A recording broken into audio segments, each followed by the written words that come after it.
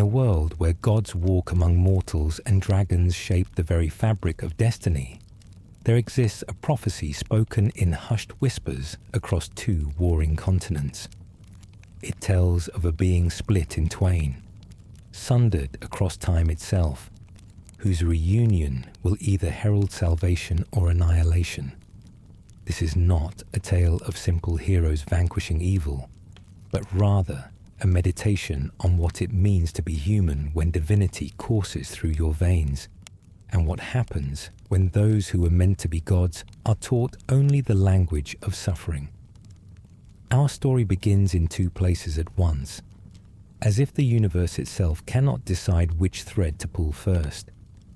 In the eastern lands, where kingdoms have banded together against a common threat, Princess Nina of Windia speeds across endless dunes aboard a sandflyer, her heart heavy with worry. Beside her sits Cray, a towering warrior of the Warren clan, his feline features set in grim determination. They are searching for someone precious to them both, Nina's elder sister Elena, who vanished weeks ago during what should have been a routine diplomatic mission. The relationship between these two companions runs deeper than mere alliance. Nina and Cray grew up together, their friendship cementing bonds between their respective nations. But it is Elena who holds Cray's heart, and the mystery of her disappearance gnaws at him like a physical wound. The official story claims she may have fled to avoid an arranged marriage to Prince Morley of Ludia, but neither Nina nor Cray believe this. Elena was many things: dutiful, kind, beloved by all who knew her, but she was never a coward. Something darker lurks behind her absence, some shadow cast by the eternal conflict between their Eastern alliance and the militaristic Fou empire that dominates the Western continent. As their sandflyer approaches the town of Sinesta, the sky above them suddenly tears open with violence. A massive dragon, its form flickering with instability, as if not fully anchored to this world, descends upon them without warning. Cray attempts evasive maneuvers, his hands steady on the controls even as his heart races, but the creature is relentless. It slams into their vessel with catastrophic force, sending them spiraling toward the desert floor. Through skill and fortune, they survive the crash, but their sandflyer lies broken and useless, its parts scattered across the sand. After assessing the damage, they make a practical decision. Cray will remain with the wreckage to guard it from scavengers and thieves, while Nina ventures to the nearby settlement of Sarai to acquire replacement parts. Before she departs, Cray presses his kingsword into her hands, a weapon far too large for her slight frame, but one that carries the weight of his concern. He tells her he hopes she never has to use it. Neither of them knows how prophetic those words will prove to be. Nina's journey to Sarai takes her through terrain that shifts from endless sand to rocky outcroppings, the landscape bearing scars from conflicts both recent and ancient. But before she reaches her destination, she stumbles upon something that defies explanation. A crater, still smoking with residual heat, marks the desert like a wound in the earth. At its center, something moves. As she approaches cautiously, weapon drawn despite her trembling hands, she witnesses a sight that will alter the course of her life forever. The same dragon that attacked their sandflyer stands at the crater's heart. But even as she watches, the creature begins to change.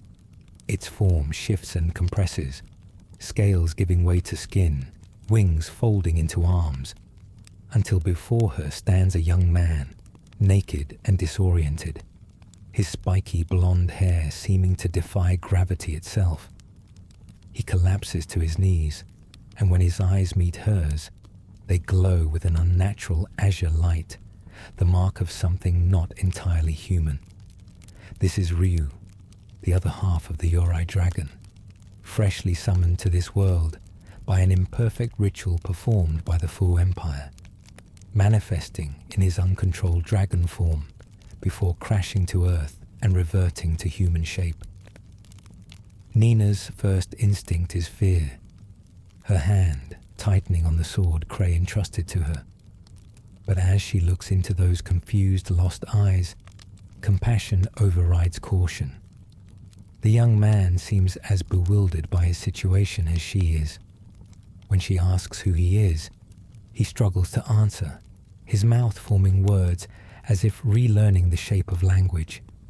Finally, he manages to speak a single word, his name, Ryu. Nothing else comes to him, not where he came from, not why he fell from the sky, not even what he is. His memories, if they ever existed, have been stripped away, leaving only that one word floating in an ocean of emptiness. Nina makes a decision that will bind their fates together.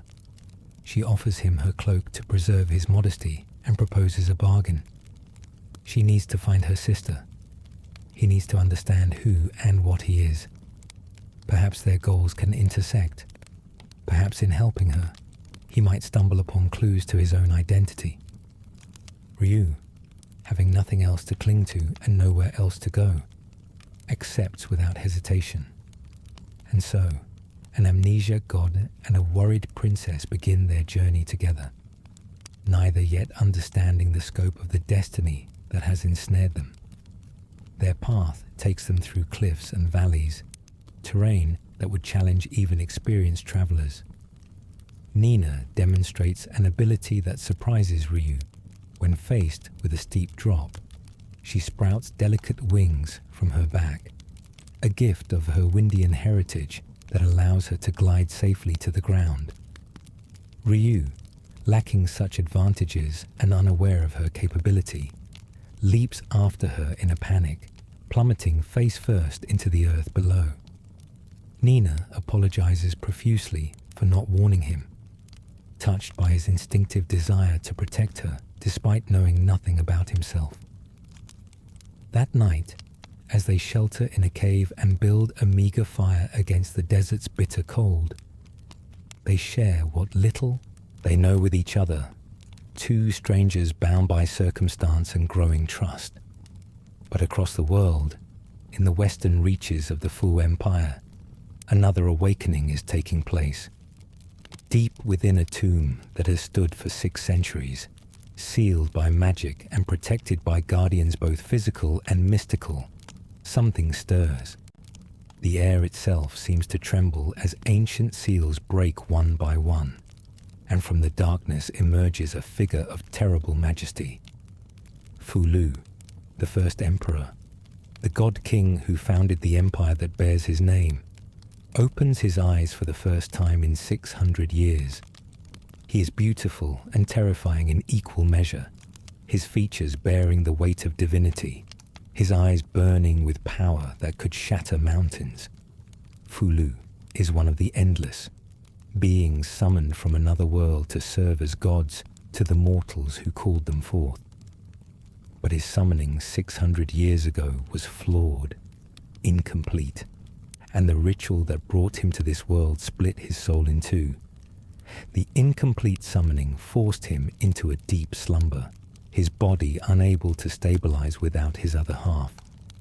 For 6 centuries, he has rested in this tomb, his awakening triggered by the conditions finally aligning, by his other half being summoned to this world in the present day. Only when both halves exist simultaneously can the process of reunification begin, and only through reunification can he achieve his full power and reclaim the throne he left behind. Before departing his tomb, Fou-Lu issues commands to Wanku, one of his guardian lion dog spirits, instructing it to watch over the sacred place until his return. Then he sets forth into a world that has changed almost beyond recognition during his long sleep. The empire he built with his own hands has evolved in his absence, shaped by generations of emperors who claimed his title but could never match his power. But evolution and loyalty are not the same thing, and Fou-Lu is about to learn a harsh lesson about the nature of power and the fear it inspires. His first encounter with humanity comes in the form of two soldiers who boast about the Empire's might, claiming they could even slay dragons should such creatures dare to challenge their supremacy. Fou-Lu's response is immediate and devastating. He transforms into his astral dragon form, a being of pure elemental fury, and incinerates both men with a single breath of flame.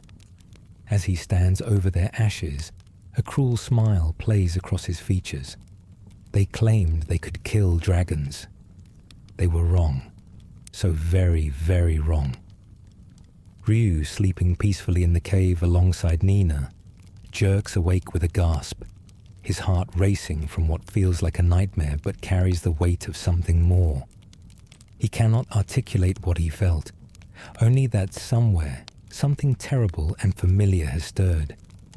Nina tries to comfort him, but neither of them understands the significance of this moment. Across the world, the two halves of the Yorae Dragon have both awakened, though separated by vast distance and circumstance. Fou-Lu continues his journey toward the capital, confident in his power and his right to reclaim what is his. But he is not traveling unobserved. General Yom, a powerful sorcerer in service to the current emperor, has been waiting for this moment. The prophecy of Fou-Lu's return has been known to the Empire's leadership for generations, and they have had 6 centuries to prepare. But their preparation has not been to welcome their God Emperor home. It has been to ensure he never reaches the throne alive. In the forest, Yom confronts Fou-Lu with a smile that holds no warmth, only calculated menace. He greets the God Emperor by summoning a massive flame spirit, a creature of roiling fire and destruction that attacks without mercy. Fou-Lu, despite his weakened state from centuries of slumber and his incomplete nature, defeats the monster with an ease that speaks to his fundamental power. But Yom is not finished. This was merely a test, a way to measure the God Emperor's current strength and find his vulnerabilities. What follows is a hunt that drives Fou-Lu through the forest like a wounded animal. Yom's forces set the woods ablaze, cutting off escape routes and herding their divine quarry toward a wooden bridge that spans a deep gorge. When Fou-Lu reaches this crossing, he finds Yom waiting, his expression one of grim satisfaction. The general delivers a message that cuts deeper than any blade. The current emperor, the 31st to bear that title, does not want Fou-Lu's return. The throne will not be surrendered willingly. In fact, it would be far more convenient for all involved if the God Emperor were to sleep forever. With those words, Yom orders his men to destroy the bridge. Fou-Lu falls, plummeting toward the rushing waters below, his divine form unable to save him from the fundamental laws of gravity and momentum. The impact should kill him.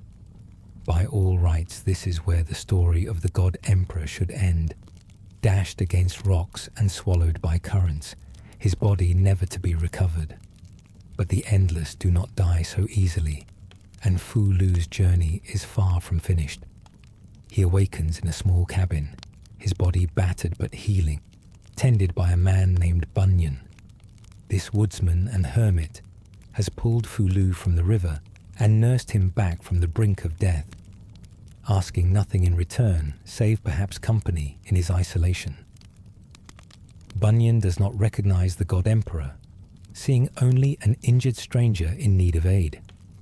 For Fou-Lu, this simple act of kindness from a mortal he has never met plants a seed of confusion. Why would this human help him? What does he gain from preserving the life of someone he does not know? As soon as Fou-Lu is strong enough to travel, he departs, driven by his need to reach the capital and reclaim his birthright. But Bunyan's kindness lingers in his thoughts like a puzzle he cannot solve. The confusion deepens when he encounters Yom again. For the general's pursuit is relentless. Another summoned creature, another battle that Fou-Lu wins but leaves him exhausted. His incomplete state means his power regenerates slowly, and each confrontation drains him further. When Yom's forces corner him once more, Fou-Lu is forced to transform and flee by air, but he is wounded, weakening, and his flight becomes a desperate struggle for survival. He crashes in a forest, his body failing him, convinced that this time death will claim him. But fate, or perhaps the universe itself, has other plans. He is discovered by a young woman named Mami, a farmer's daughter from the nearby village of Son. She finds this mysterious stranger collapsed in the woods and makes a choice that mirrors Bunyan's. She takes Fou-Lu home, hides him from the authorities who she knows are searching the area, and nurses him back to health with a tenderness that bewilders the God Emperor even more than Bunyan's gruff assistants. Mami calls him Ryong, a false name to protect him from those who would report his presence to the feudal lords. As days turn to weeks and Fou-Lu recovers in the quiet sanctuary of her home, something unprecedented begins to happen. The God Emperor, who has known only power and worship and betrayal, finds himself experiencing something gentler and more dangerous. Mami shows him kindness without worship, speaks to him as an equal rather than a superior, and slowly, carefully, teaches him what it might mean to be human rather than divine. Fou-Lu, despite himself, begins to care for her in return. Perhaps he even loves her, though such an emotion is foreign to his nature and frightening in its implications. Their fragile peace is shattered when rumors reach the village of a powerful being, something locals call a mountain god, terrorizing the area around Mount Yogi. Fou-Lu, unable to ignore the threat to Mami's home and feeling a strange compulsion to protect these mortals who have shown him nothing but compassion, ventures forth to confront this creature.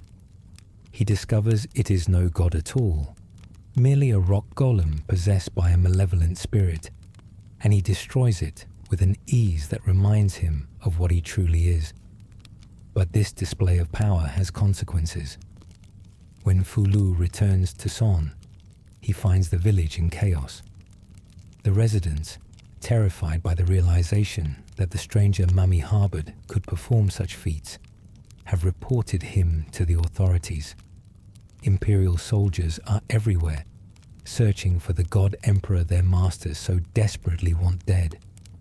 Fou-Lu is forced to flee, and Mami, his gentle protector, is arrested for the crime of hiding him. He escapes, but she does not, and the weight of her sacrifice follows him like a shadow as he resumes his journey toward the capital. Meanwhile, Ryu and Nina have reunited with Cray, their sandflyer repaired, and their journey continuing. But their path has grown more complicated. They have attracted the attention of Rasso, an imperial captain whose pride was wounded in an earlier encounter. This vain, cruel man has decided that capturing or killing Ryu will bring him glory, and he pursues them with a single-minded obsession that borders on madness. Rasso is everything petty and vindictive about unchecked authority. A small man given power, he lacks the character to wield responsibly. The group's journey takes them through towns scarred by something called hex, a form of contamination that warps both land and living creatures into nightmarish versions of themselves. These blighted areas are the result of the Carronade, a weapon of terrible power wielded by the Fu Empire. The Carronade is not merely a cannon, but a device that channels suffering itself, using human sacrifices as ammunition to fire blasts of concentrated anguish and despair that corrupt everything they touch. The party witnesses firsthand the aftermath of this weapon, seeing how entire communities have been reduced to toxic wastelands where monsters now roam freely and the very air itself seems to scream. In the hex-contaminated town of Chamba, they encounter Ershin, a peculiar suit of animated armor that speaks in third person and laughs at inappropriate moments. Ershin offers to guide them through the poisoned sections of town, displaying an immunity to the corruption that would kill ordinary travelers. There is something deeply strange about this being, something that suggests depths they cannot yet fathom. Ershin joins their group with little explanation, driven by motivations known only to whatever resides within that metal shell. Their party expands again when they meet Scias, a mercenary of the canine Grassrunner clan, who initially seems like just another hired sword. He carries himself with a casual competence that suggests experience in violence, and his speech patterns in the original Japanese version reveal he is perpetually intoxicated, though the English translation softens this to a mere stutter. Scias has been hired to watch the group, but his employers made the mistake of not explicitly ordering him to interfere with their plans. Taking advantage of this oversight, he offers his services to them instead, his reasons a mixture of pragmatism and something that might generously be called conscience. The journey eventually brings them to Czech, a hidden village inhabited by summoners, the mediums who possess the knowledge to call the endless from their own world into this one. Here, the party learns truths that reshape their understanding of everything. Ryu is not merely unusual. He is one of the endless himself, a being of divine power summoned to this world in the present day by the Fu Empire through a flawed ritual that manifested him as only half of the complete being. He is the other half of the Yorae Dragon, separated from Fou-Lu by the incomplete summoning that occurred 6 centuries ago, and his very existence has been shaping the events around him.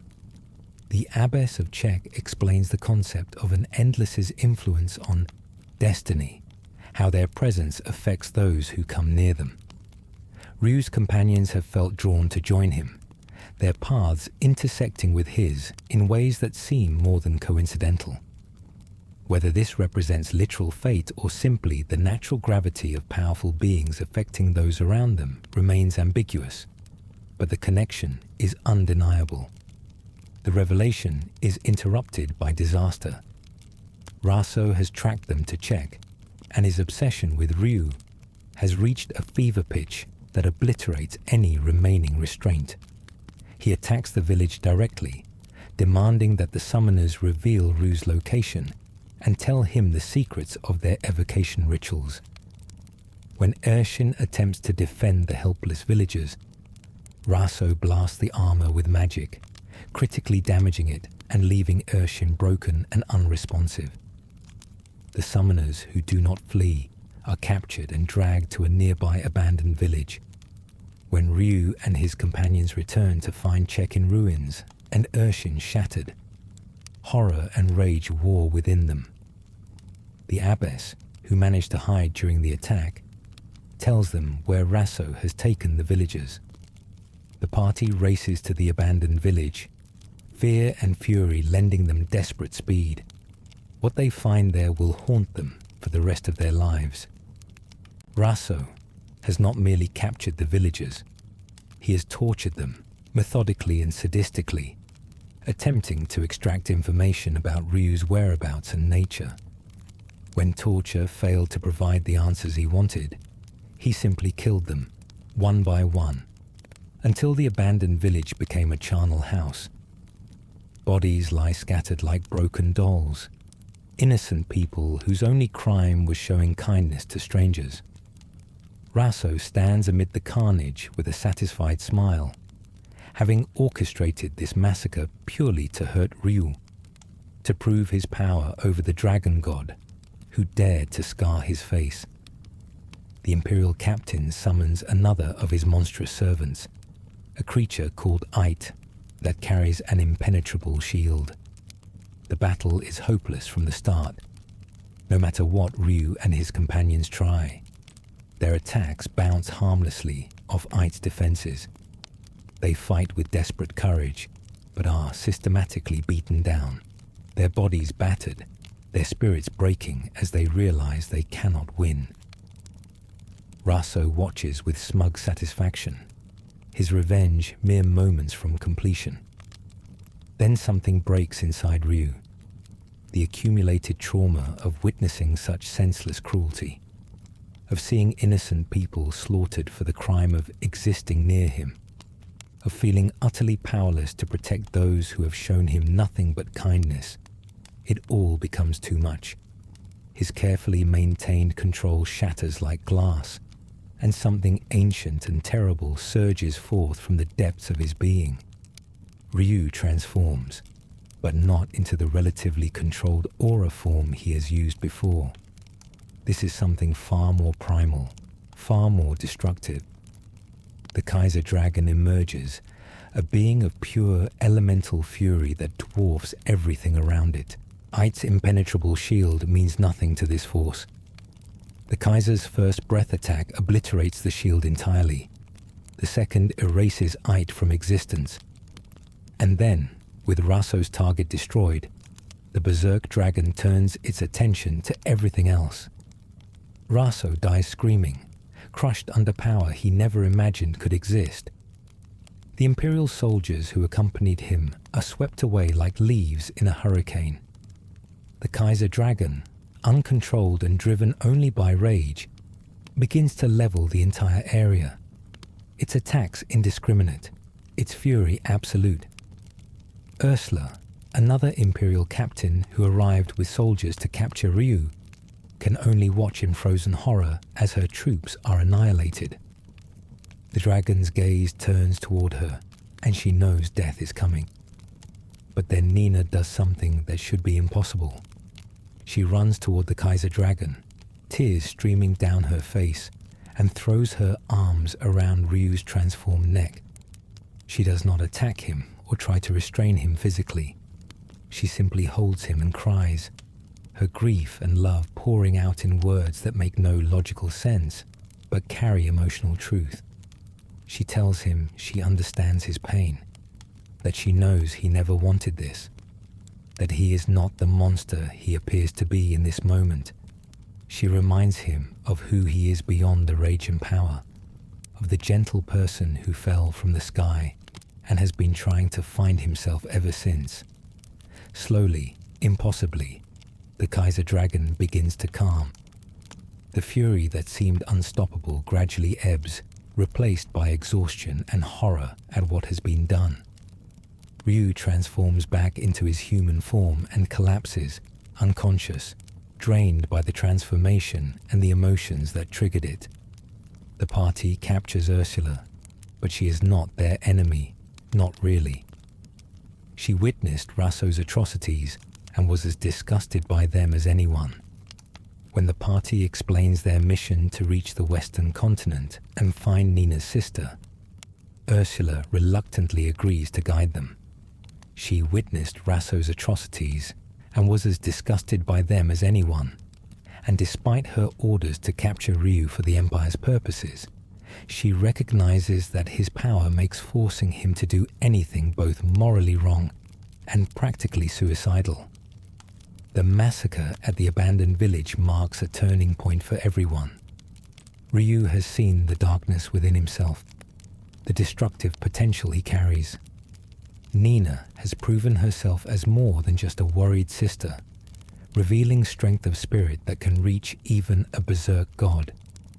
And Fou-Lu, connected to Ryu through their shared soul, felt the Kaiser's awakening across the world and knows his other half grows stronger, even as he approaches his moment of reckoning. Fou-Lu's journey reaches its climax when he finally stands before the capital of the Faux Empire. But his arrival does not herald celebration or welcome. Instead, he finds the city's forces arrayed against him, acting on orders from Emperor Sonial, the current holder of a title that rightfully belongs to Fou-Lu alone. The God Emperor must fight his way through the very empire he created, battling soldiers who worship his legend while trying desperately to kill his reality. The cruelest blow comes when Fou-Lu discovers what happened to Mummy, the woman who showed him kindness, who taught him what it might mean to be more than a god, has been taken by General Yom's forces. She was not simply imprisoned or executed. That would have been a mercy compared to her actual fate. She was prepared as a sacrifice for the Carronade, tortured to generate the maximum amount of suffering and despair, then used as ammunition in an attempt to kill Fou-Lu with a blast of her own anguish-given form. The Carronade fires, its blast tearing across the distance between weapon and target. Fou-Lu stands in the open as the wave of corrupted energy washes over him, and for a moment, it seems the weapon has succeeded where all other attempts failed. The God Emperor staggers, blood flowing from his mouth, his body racked by pain that transcends the physical. But he does not fall. He cannot fall, not when fury has given him strength that exceeds even the Carronade's terrible power. As Fou-Lu stands amid the smoking aftermath, something small and delicate descends from the sky. A pair of bells, the ones Mummy wore in her hair, flutter down like leaves to land at his feet. In that moment, seeing these small tokens of the woman who showed him the possibility of redemption, Fou-Lu's last connection to his better nature severs. His laughter rings out across the capital, a sound devoid of humor or joy, filled only with madness and despair. If this is what humanity is capable of, if this is how mortals repay kindness, then they deserve nothing but destruction. The God Emperor storms the imperial palace, his power fully awakened by rage and grief. Yom confronts him one final time, summoning his most powerful creatures in a desperate attempt to stop what he has helped create. But Fou-Lu destroys them with contemptuous ease. Yom, realizing his failure and facing the consequences of his actions, speaks words that might be wisdom or merely justification. He says that while mortals cannot match the power or lifespan of the endless, the value of their lives lies in how they face death. Then, without giving Fou-Lu the satisfaction of killing him, the general immolates himself in a pillar of flame. Deeper in the palace, Fou-Lu encounters Yuna, the brilliant and utterly immoral scientist responsible for many of the Empire's darkest secrets. Yuna has prepared a trap, surrounding Fou-Lu with elite guards and powerful summoners who weave a magical net designed to drain the God Emperor's power and leave him helpless. It is an impressive display of magical engineering, the culmination of centuries of research into how to bind and control the endless. It fails completely. Fou-Lu tears through the barriers and defeats the guards with minimal effort, and Yuna flees, his confidence shattered, but his twisted mind already calculating new approaches to the problem. Finally, Fou-Lu reaches the throne room and comes face to face with Emperor Soniel, the man who has ruled in his name while plotting his death. Soniel wields the Dragon Slayer, a blade specifically forged to harm the endless, and he attacks with desperate courage. The weapon strikes true, piercing Fou-Lu's divine flesh, and for a heartbeat, hope flickers in Soniel's eyes. Then the God Emperor moves, and Soniel's head separates from his shoulders, his body crumpling to the floor even as Fou-Lu takes his rightful place on the throne. Across the world, Ryu feels all of this through their connection. Every battle Fou-Lu fights, every betrayal he suffers, every inch of his descent from confused divinity into wrathful destroyer, Ryu experiences as echoes in his own soul. The two halves of the Yorae Dragon are converging toward their inevitable reunion, and the world holds its breath, uncertain whether that meeting will bring salvation or apocalypse. Ryu's party continues their search for Elena, following leads that take them deeper into Imperial territory. They encounter strange and disturbing evidence of experiments being conducted in secret facilities, rumors of a project that seeks to create artificial endless, beings with the power of gods, but subject to mortal control. The trail leads them eventually to Astana, the fortress city that houses the Carronade and serves as the heart of the Empire's military power. Infiltrating Astana is no simple task. The city is heavily fortified, paranoid about spies from the Eastern Alliance, and on high alert after Fou-Lu's rampage through the capital. But the party manages to slip through via the aqueduct system, navigating the underground waterways used to cool the Carronade after each firing. What they discover in the hidden military facilities beneath Astana defies comprehension and turns their stomachs with horror. They find evidence of Yuna's experiments, documentation of his attempts to create the perfect sacrifice for the Carronade. The weapon's power depends on the suffering of those used as ammunition, and Yuna, with scientific detachment, has been researching ways to maximize that suffering. His notes describe torturing subjects to the brink of death, then healing them and starting over, seeking to condition them to endure infinite anguish without the release of dying. Most subjects did not survive the process, their bodies and minds breaking under the strain. But one succeeded. One subject proved resilient enough to withstand Yuna's ministrations and emerged transformed into something new. Princess Elena. The party finds her deep within the facility, and the reunion with Nina and Cray should be joyful. Instead, it is heartbreaking beyond measure. Elena is alive technically, but she exists in a state worse than death. Yuna's experiments have transformed her into an artificial endless through biological alteration and magical distortion. Her body expanded into a large, grotesque biomechanical mass that defies natural form.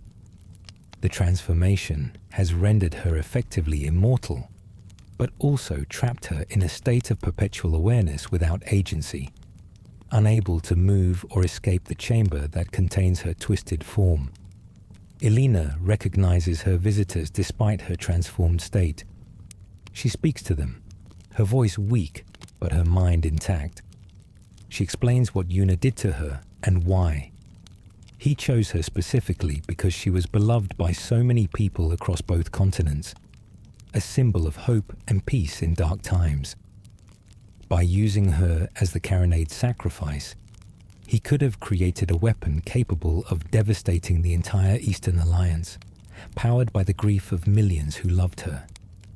His plans failed only because her transformation exceeded his expectations, her body becoming too large and unwieldy to be loaded into the weapon. So instead, she has languished here, a failed experiment kept alive by the same magic that made her suffer. Elena begs them not to try to save her. She knows there is no saving possible, no way to reverse what has been done or extract her from the building she has become. She asks only for release, for an end to her eternal suffering. But there is a problem.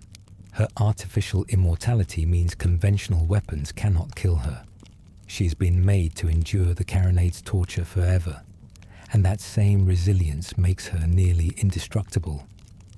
Only one weapon in all the world can harm an endless, the Dragon Slayer, and it is currently in Yuna's possession. The party tracks down Yuna, confronting him in another facility where he continues his grotesque research.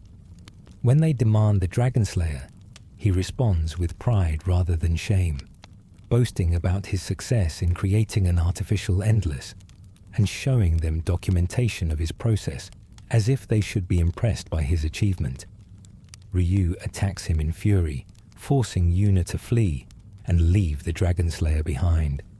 The party claims the blade, knowing what they must do with it, but dreading the task ahead. They return to Elena, and Nina cannot bear to be present for what must happen. She flees the room, unable to watch her sister die, even knowing it is the kindest thing they can do. Ryu hands the Dragon Slayer to Cray and leaves them alone, understanding that this moment belongs to the two people who loved each other across years and circumstance. What passes between Cray and Alina in those final moments remains private, known only to them, but the sound of Alina's death is heard throughout the building, a groaning collapse that shakes the foundation as her fused body finally releases its grip on life. Cray emerges from the room broken, his face aged by grief, carrying a weight that will never fully leave him.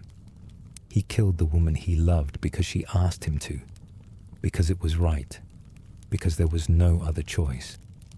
The party retreats from Astana, carrying Alina's memory and a fury toward Yuna that transcends simple hatred. This man, who claims to be a pacifist and a scholar, has committed atrocities that dwarf the crimes of overtly violent villains like Rasso, and he has escaped to continue his work, learning from his mistakes with Alina to refine his process for creating controllable gods. The time comes at last for Ryu and Fou-Lu to meet. The party makes their way to the Imperial Palace, where the God Emperor sits upon his stolen throne and waits for the other half of himself to arrive. They fight their way through transformed creatures and corrupted guardians, remnants of Fou-Lu's rage made manifest. When they reach the throne room, they find not a raging monster, but a figure of terrible sadness, a being who has been taught by humanity that kindness is weakness and compassion is folly. Fou-Lu regards Ryu with an expression mixing recognition and pity. He sees in his other half a being who still possesses hope, who still believes mortals might be worth saving despite everything they have witnessed. The God Emperor speaks with a voice that carries centuries of disappointment and days of fresh anguish. He tells Ryu of his journey, of how humanity has repaid his every moment of vulnerability with betrayal and cruelty. He describes Bunyan's kindness, which he now understands was an aberration rather than the norm. He speaks of Mami, the woman who taught him what love might feel like, only to be transformed into a weapon specifically designed to wound him with her suffering. Fou-Lu's words paint a picture of humanity as fundamentally flawed. Creatures driven by fear and selfishness who destroy anything that threatens their fragile sense of control. They worship gods when convenient and murder them when inconvenient. They speak of honor and compassion while committing atrocities that make demons seem merciful by comparison. Why should such beings be allowed to continue? Why should gods feel any obligation to protect creatures who have proven themselves unworthy of protection? Ryu listens, and he cannot deny the truth in Fou-Lu's accusations. He has seen the same cruelty, witnessed the same betrayals. The massacre at the abandoned village haunts his dreams. Alina's fate demonstrates human capacity for evil that transcends simple violence to become something almost artistic in its depravity. Rasso's sadism, Yuna's amoral experimentation, Soniel's willingness to murder the deity his empire was founded to serve, all of it confirms Fou-Lu's assessment of humanity's darkness. But Ryu has also seen something else. He remembers Nina throwing herself at the Kaiser Dragon, not to stop it, but to comfort it, risking her life to reach the person she believed still existed beneath the rage. He thinks of Cray's quiet devotion to Alina, carrying out her final wish, even though it shattered him. He recalls Ershin's peculiar loyalty, Scias' decision to help them, despite having no obligation, Ursula's willingness to question her orders when confronted with obvious injustice. And further back, before his amnesia erased his early memories, there were the summoners of Czech who welcomed a stranger without fear, who taught him about the nature of his existence without asking anything in return. Humanity, Ryu argues, is not defined solely by its worst members. Yes, there is cruelty and betrayal and endless capacity for causing suffering. But there is also compassion, sacrifice, and the stubborn insistence on caring for others even when logic suggests it would be safer to remain isolated. The Endless were summoned to this world to guide humanity towards something better, not to judge them for failing to already be perfect. If gods exist only to punish mortals for their imperfections, then what purpose do gods serve? The debate between them transcends simple argument to become a clash of philosophies. Two halves of the same being forced to reconcile fundamentally incompatible worldviews before they can reunite. Fou-Lu speaks from experience earned through suffering, his conclusions drawn from empirical observation of how humans actually behave when confronted with something they fear. Ryu speaks from hope maintained despite evidence, his belief in humanity's potential requiring him to look past their failures toward what they might become. Nina and the others can only watch this confrontation, knowing that their fates and the fate of the world itself hang on which philosophy prevails. If Fou-Lu's perspective wins, if the Yorae Dragon reunites with vengeance as its dominant emotion, then humanity faces extinction at the hands of a god they created and then taught to hate them. If Ryu's hope can somehow reach through 600 years of betrayal and weeks of fresh trauma to touch whatever compassion might still exist in Fou-Lu's heart, then perhaps a different future becomes possible. The moment stretches, heavy with consequence, until finally Fou-Lu makes his decision. He could simply destroy Ryu, absorbing his other half by force and claiming full power for himself. But doing so would mean crushing the very hope he once possessed, admitting that his younger self's optimism was entirely without merit. Instead, he proposes something else. They will merge, yes, reuniting the split soul into its intended whole. But the merger will be a synthesis rather than a domination. Both perspectives combined into something new that carries the wisdom of both experiences. What happens next depends on choices made throughout the journey, on whether Ryu has maintained his faith in humanity or allowed bitterness to corrupt his perspective. In the ending where hope prevails, where Ryu has consistently chosen compassion over vengeance and understanding over judgment, something remarkable occurs. The Yorae Dragon emerges from the merger, complete and whole, possessing the full power of the Endless, but tempered by the dual perspectives of its component halves. The dragon speaks to the other Endless who have been summoned to this world over millennia, the scattered gods who have shaped civilizations and witnessed humanity's rise and fall countless times. It tells them that their time in this world has ended, that humanity must be allowed to find its own path forward without divine intervention. The Endless, including the dragon itself, will return to their own world, leaving mortals to determine their own destiny without gods to guide or punish them. This is not abandonment born of contempt, but rather trust born from understanding. Humanity has proven itself capable of both great cruelty and great compassion, sometimes in the same breath. They will make mistakes, cause suffering, fail to live up to their potential in countless ways, but they will also surprise themselves with acts of kindness that defy logic, with sacrifices that serve no rational purpose, with an insistence on caring for each other, even when it would be easier not to. That mixture of darkness and light, failure and triumph, is what makes them human rather than divine. And perhaps that is exactly what they need to be.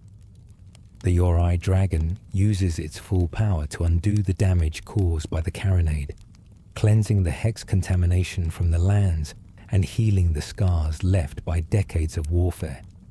The weapon itself is destroyed, its components scattered, and its design erased from all records, ensuring that no future generation can recreate such a tool of suffering.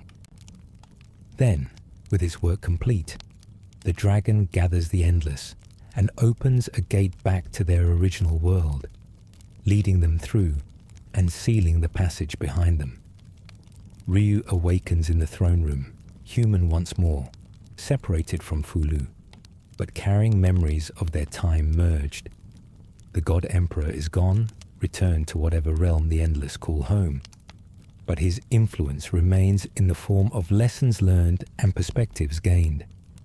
Ryu understands now what he is and what he was meant to be, and he has chosen to be something else instead, something smaller but more genuine.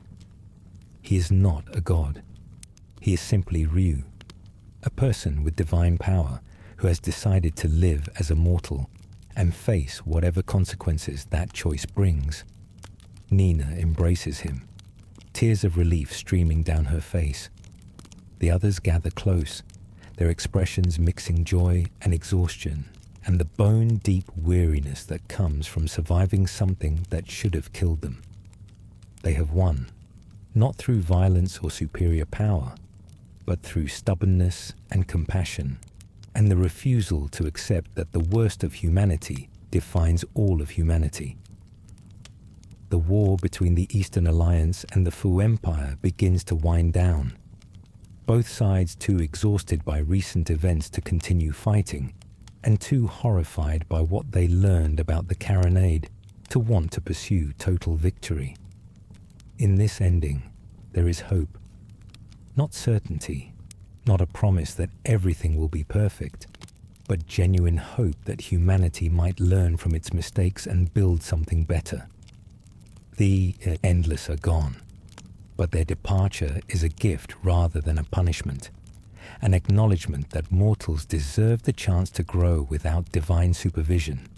Ryu and his companions go their separate ways eventually, returning to their homes and lives, but they carry with them the knowledge that they change the world in ways both large and small. They proved that compassion can reach even wounded gods, that hope is not naivety, but rather a choice to believe in potential despite evidence of failure. But there is another ending, darker and more despairing, that emerges if Ryu's journey has hardened him rather than opened his heart. If throughout the adventure he has consistently chosen cruelty over mercy, if he has allowed bitterness about his own suffering to override compassion for others, then the merger with Fou-Lu takes a very different form. In this timeline, Ryu stands before Fou-Lu and finds himself agreeing with the God Emperor's assessment. Humanity has proven itself unworthy, has demonstrated through countless actions that they will always choose fear and selfishness when faced with anything they do not understand. The accumulated weight of every betrayal, every atrocity, every moment of cruelty witnessed on their journey crushes whatever optimism Ryu might have once possessed. When Fou-Lu offers his hand and speaks of cleansing the world of its corruption, Ryu does not argue. He accepts. The merger in this ending is not a synthesis, but a consumption. Fou-Lu's perspective dominates, his 600 years of experience overwhelming Ryu's brief existence.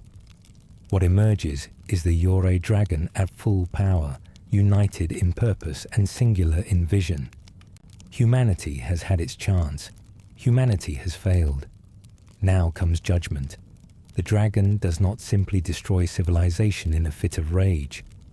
That would be too quick, too merciful for beings who have proven themselves capable of such calculated cruelty. Instead, the Yorae Dragon begins systematically dismantling human society, stripping away the systems and structures that allow cruelty to flourish on such massive scales. The Fu Empire falls first, its military might and technological advancement making it the greatest threat. Then the Eastern Alliance crumbles as the dragon's power sweeps across the continent, toppling kingdoms and scattering populations. Nina and the others can only watch in horror as Ryu, or what Ryu has become, carries out this apocalyptic vision. They try to reach him, to find some spark of the person they traveled with, but there is nothing left to reach. The merger is complete, and the being wearing Ryu's face no longer recognizes bonds of friendship or compassion. It sees only the mission, the divine imperative to correct humanity's failures through whatever means necessary. The world that emerges from this ending is smaller, quieter, reduced to scattered populations living in fear of divine wrath. Technology and organized society are forbidden, punished with swift destruction whenever they begin to emerge. The Yorae Dragon rules as tyrant rather than guide, keeping humanity in a permanent state of primitive existence where they lack the tools to cause suffering on the massive scales they once achieved. It is peace enforced through overwhelming power, stability maintained through terror, a world where no one dares to dream of anything better because dreaming invites punishment. This is the bad ending. The cautionary tale about what happens when gods judge mortals and find them wanting. It demonstrates that having divine power does not grant divine wisdom, that strength without compassion becomes merely another form of tyranny. Fou-Lu's pain was real and his grievances were justified, but his response to that pain perpetuates the very cycle of suffering he claimed to oppose. By choosing vengeance over hope, by allowing humanity's worst members to define the entire species, the Yorae Dragon becomes exactly the monster that Rasso, Yuna, and Soniel believed gods to be. But regardless of which ending unfolds, the journey itself has revealed truths about the nature of divinity and mortality, power and responsibility, suffering and compassion. The story of Breath of Fire 4 is not ultimately about saving the world from an external threat, though that certainly happens.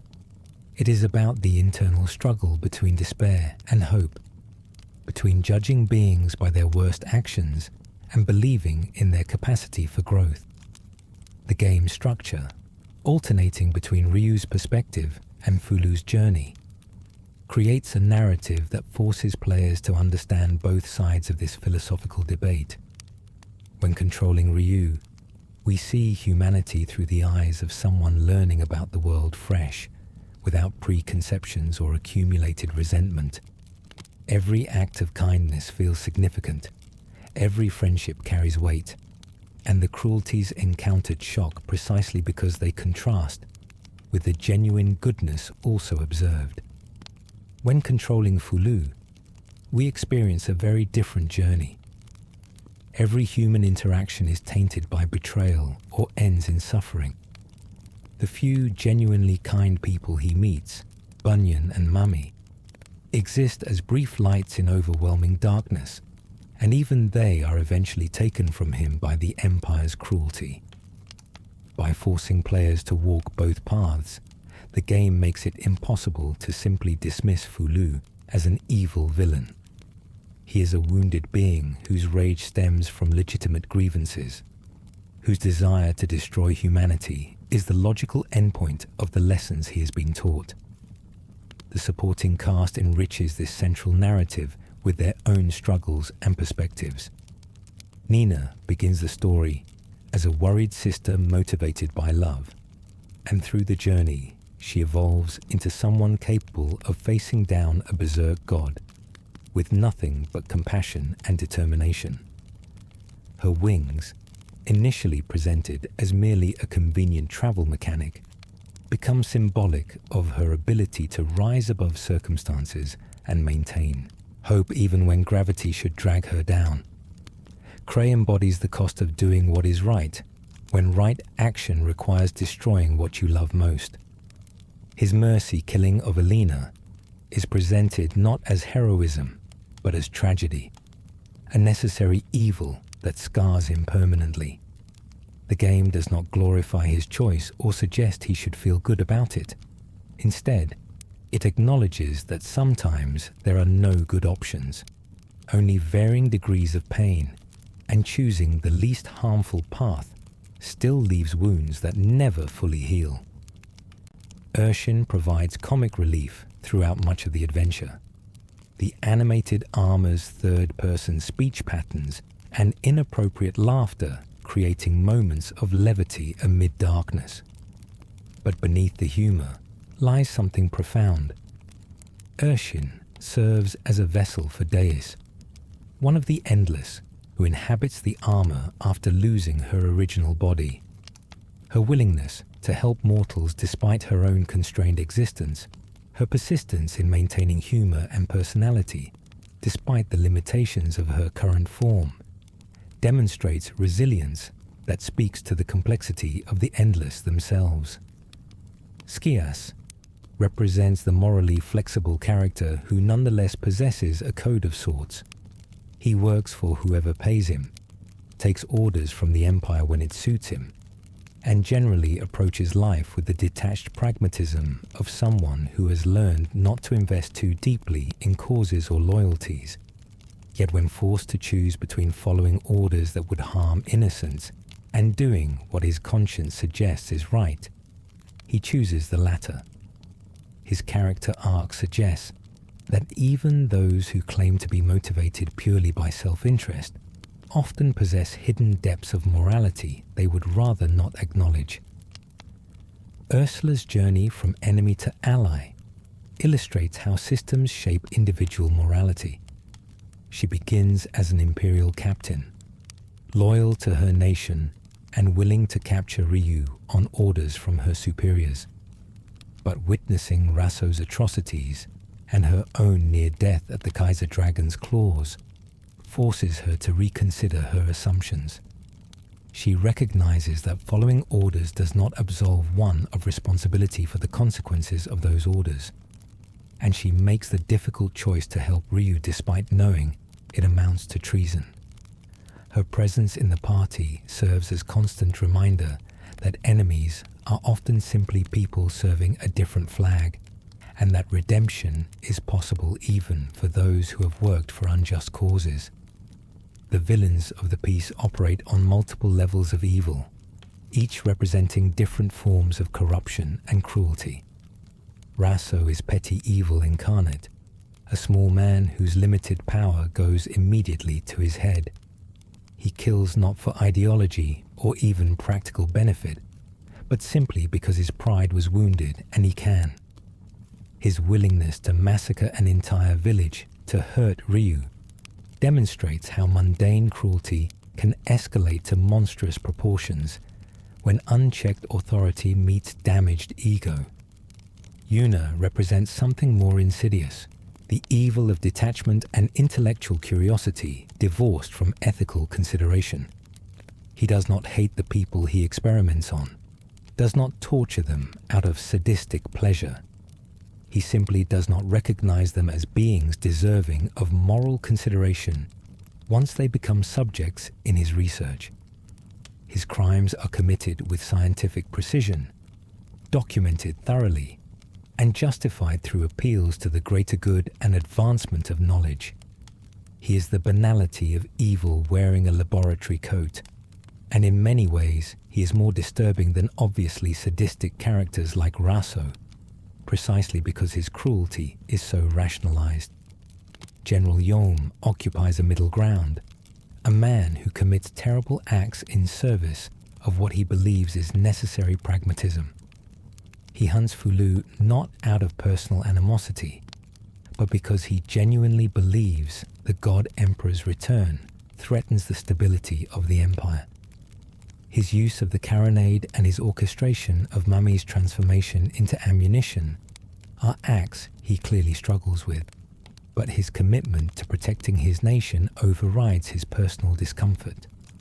When he immolates himself rather than allowing Fou-Lu the satisfaction of killing him, it is simultaneously an act of cowardice and courage, refusing to give his enemy closure while accepting responsibility for his actions. Emperor Soniel is perhaps the most tragic antagonist. a man thrust into a role he never asked for and forced to make impossible choices. He inherited an empire founded on the worship of a god emperor, but also inherited the prophecy that said God Emperor would return and potentially destroy everything if displeased with what he found. Soniel's attempts to kill Fou-Lu stem not from personal ambition, but from genuine terror about what might happen if the God Emperor reclaims his throne and judges the current empire unworthy. His failure and death demonstrate the futility of mortal power when confronted with genuine divinity, but also the courage of facing impossible odds rather than simply surrendering. The world itself functions as a character in the narrative, the land bearing scars from centuries of conflict between nations and decades of carronade use. The hex-contaminated zones are not merely mechanical obstacles, but visual representations of how warfare leaves wounds that persist long after battle's end. Communities destroyed by the weapon do not simply vanish, they linger as toxic zones, where the suffering used as ammunition continues to poison the land and corrupt anything that enters. The game forces players to walk through these blighted areas, witnessing firsthand the long-term consequences of treating people as expendable resources. The Endless themselves represent an exploration of what happens when beings of immense power interact with those who possess far less. The original summoners called them forth seeking guidance and protection, wanting gods who could solve problems beyond mortal capacity to address. But the relationship between Endless and humans proves more complicated than simple worship and service. The Endless possess power, but not necessarily wisdom, immortality, but not immunity to emotional damage, divine nature, but very mortal capacity for suffering and rage. Deis, who uses Ershin as her current vessel, demonstrates one possible outcome of this relationship. She has helped humanity across time, using her power within her limitations, and continues to do so, even in her constrained form. Her fate illustrates both the vulnerability of even divine beings and their capacity for persistence and adaptation. The livestream concept, borrowed and adapted from previous Breath of Fire games, functions as metaphysical underpinning for the narrative's themes. If destiny flows like a current, and those with powerful livestreams create whirlpools that draw others in, then free will become complicated. Are Ryu's companions choosing to follow him, or are they simply caught in his wake, unable to resist the pull of his divine nature? The game never fully resolves this question, leaving ambiguous whether Nina's love for Ryu is genuine emotion, or merely the inevitable result of being caught in his livestream. This ambiguity enriches rather than undermines the narrative, because it mirrors real questions about human relationships and the nature of choice. Do we choose who we love, or do circumstances and proximity and shared experiences create bonds we rationalize as choice after the fact? Is there meaningful distinction between genuine free will and the strong compulsion to choose something that aligns with our nature? The game suggests these questions matter less than what we do with the connections we form, whether they arose from choice or fate. The visual design of the game supports its narrative themes through environments that shift from relatively clean and prosperous areas to increasingly blighted landscapes as players move through Imperial territory. The bright colors and detailed sprites of early locations give way to the murky grays and sickly greens of hex-contaminated zones, creating visceral sense of a world being poisoned by its own advancement. The carronade itself, when finally encountered, is less imposing through size than through wrongness, its organic components and pulsing energy suggesting something that should not exist, a weapon that violates fundamental boundaries between life and death, suffering and purpose. The music, composed by Hitoshi Sakimoto, reinforces the game's emotional beats through tracks that range from the gentle melancholy of village themes to the driving intensity of battle music to the haunting sorrow of scenes involving the carronade's victims. Fou-Lu's theme carries weight of ages, combining traditional instruments with more modern composition to create sense of something ancient struggling to exist in a changed world. The final battle themes escalate in intensity, but maintain melodic coherence, suggesting struggle between forces that, despite their opposition, share fundamental connection. The combat system, while mechanically distinct from narrative, reinforces themes through its emphasis on combination attacks and dragon transformations. Ryu's ability to transform into various dragon forms by finding dragon crystals scattered throughout the world creates mechanical expression of his nature as a being capable of wielding immense power. But these transformations come with risks, the Kaiser form especially representing power that can spiral beyond control if not carefully managed. The combo system encourages players to use party members in coordination rather than as isolated units, mechanically rewarding the same cooperation and connection that the narrative emphasizes. The game's pacing alternates between extended sequences of exploration and character development, and intense bursts of revelation and conflict. This rhythm prevents tonal monotony while allowing emotional beats to breathe, giving players time to process heavy scenes before the next trauma arrives. The decision to split narrative focus between Ryu and Fou-Lu means neither perspective dominates, forcing engagement with both worldviews, rather than allowing players to simply dismiss one as obviously correct. The translation, handled by Capcom's localization team, preserves much of the original's tonal complexity while making necessary adjustments for English-speaking audiences. Some nuances are inevitably lost, Scias's alcoholism being softened to a stutter being the most notable example, but the core themes and character arcs survive intact. The dialogue generally avoids the overwrought melodrama that plagued some PlayStation-era RPG translations, instead maintaining relatively naturalistic speech patterns that make emotional beats land with greater impact. The optional content and side quests expand the world, without distracting from central narrative, offering glimpses of how ordinary people live in the shadow of divine beings and imperial ambitions. Fishing minigames provide moments of peaceful normalcy, reminders that life continues even during apocalyptic events, and most people are more concerned with immediate survival than grand philosophical questions.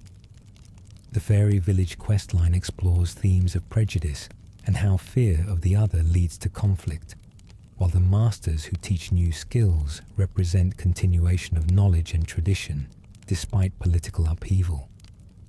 The decision to include multiple endings based on player choices throughout the game, rather than a single final decision, creates weight for actions taken across the entire journey. Small choices about how to respond to NPCs, whether to show mercy or cruelty in optional encounters, whether to help or ignore those in need, all of these accumulate to determine which ending players receive. This system makes moral choices feel meaningful, without requiring players to navigate obvious good-evil dichotomies, instead presenting situations where the right action is not always clear, but the consequences are always real. The endgame sequence, regardless of which ending players pursue, brings narrative threads together in ways that honor the journey while providing closure. Characters who join for their own reasons must decide whether to see the quest through to its conclusion, or pursue their individual goals now that immediate crises have passed. Nina's commitment to staying with Ryu, despite the danger, demonstrates growth from the uncertain girl who began the adventure searching for her sister. Cray's continued presence, despite his grief, shows that surviving trauma does not mean overcoming it, merely learning to carry it while still moving forward. The final confrontation between Ryu and Fou-Lu serves as the game's emotional and thematic climax, bringing into direct conflict the competing philosophies that have driven both halves of the Yorae Dragon throughout their journeys. Fou-Lu, armed with evidence of humanity's cruelty drawn from personal experience, argues from a position of empirical observation. He has seen what humans do when granted power over others, has felt the consequences of their fear and ambition. His conclusion, that such beings should not be trusted with freedom to cause suffering on the scales they have achieved, follows logically from the premises his experiences have established. Ryu must counter not by denying Fou-Lu's evidence, but by recontextualizing it, arguing that the capacity for cruelty does not negate the capacity for compassion, that judging all of humanity by its worst members is as flawed as judging all endless by the actions of those who abuse their power. He points to the individuals who have helped him without expecting reward, to the sacrifices made by those who chose others' well-being over their own safety, to the stubborn persistence of kindness even in a world that often punishes it.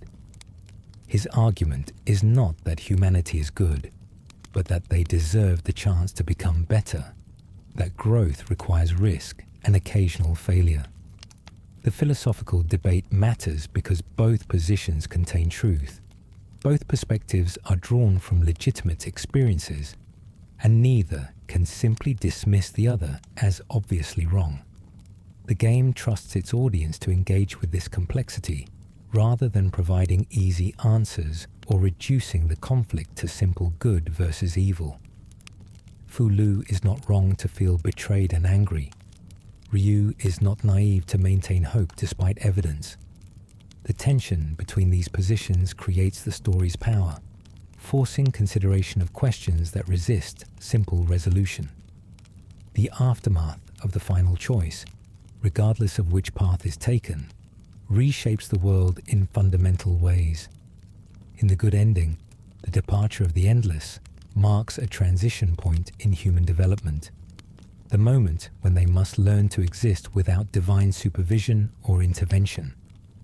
This is presented as opportunity rather than abandonment, a vote of confidence that humanity has demonstrated enough potential to deserve autonomy despite their flaws.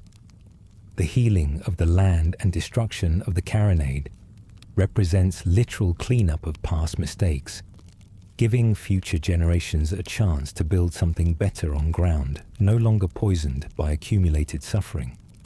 In the bad ending, humanity's reduction to primitive existence under the Yorae Dragon's tyrannical rule serves as warning about the dangers of trading freedom for safety, of accepting oppression disguised as protection.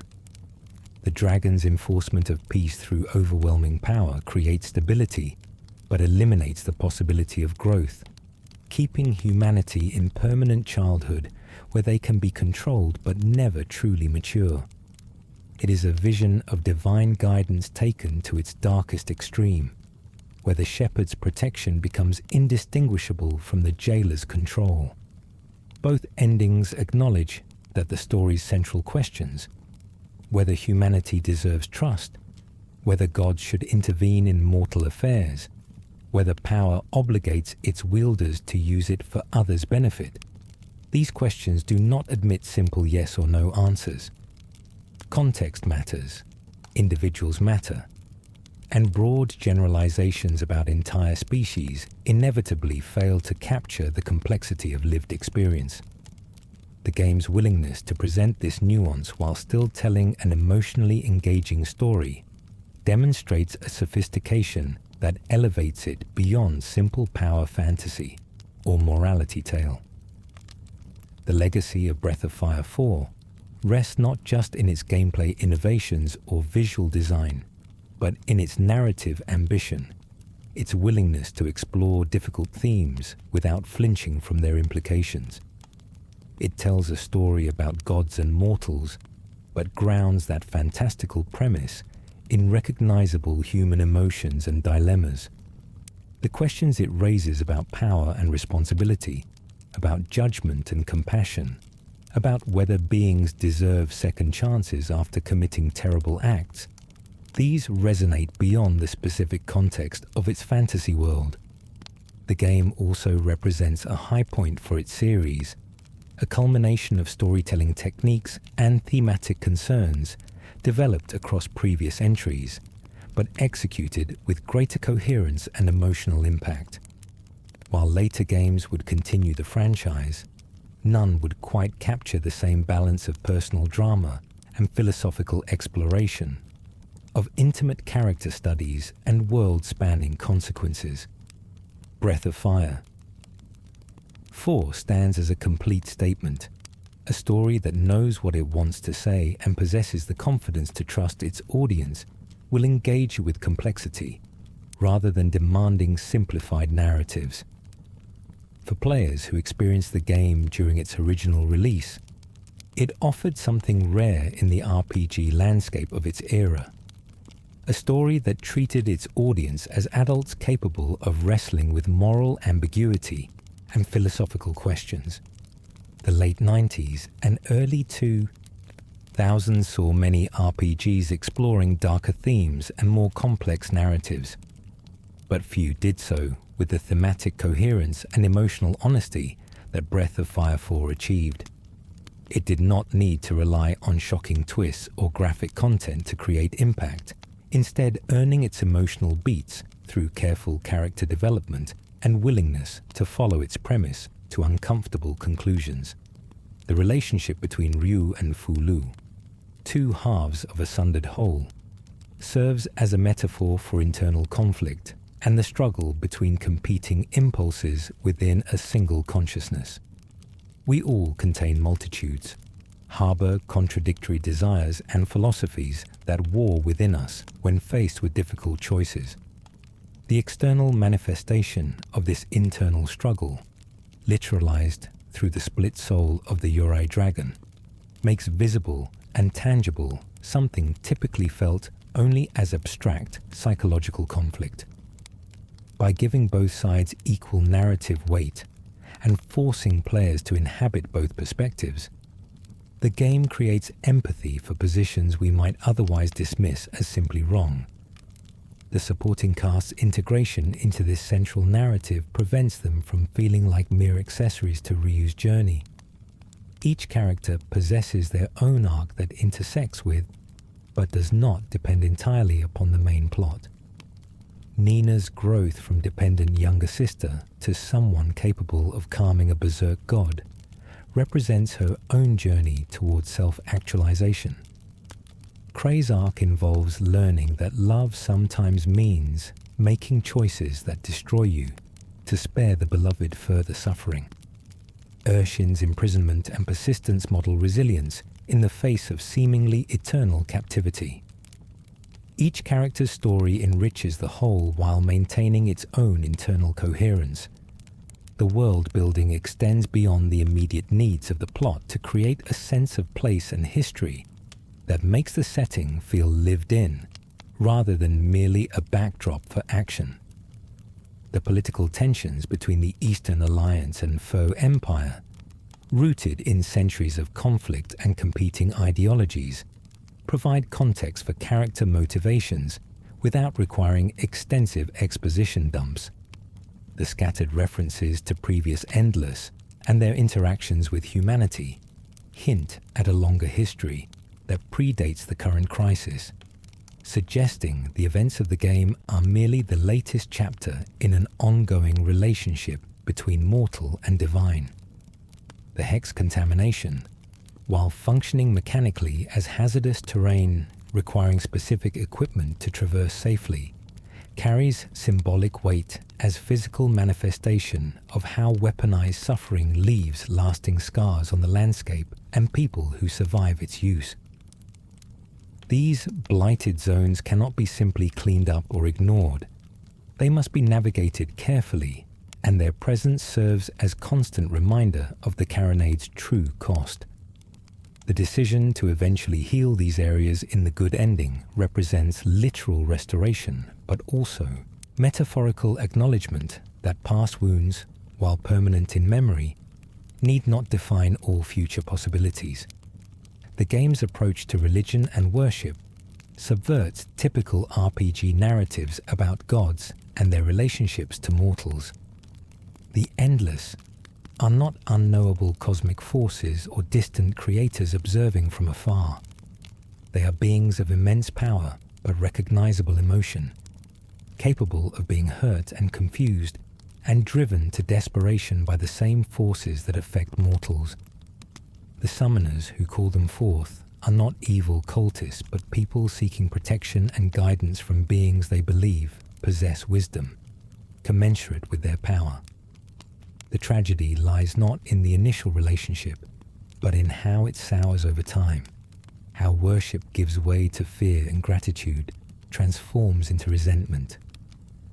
Fou-Lu's descent from confused but hopeful god-emperor to bitter tyrant occurs gradually enough that players can track each moment that pushes him further toward despair.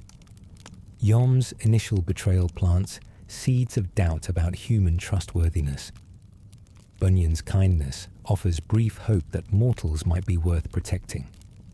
Mami's compassion creates genuine connection that makes Fou-Lu vulnerable in ways he has never experienced.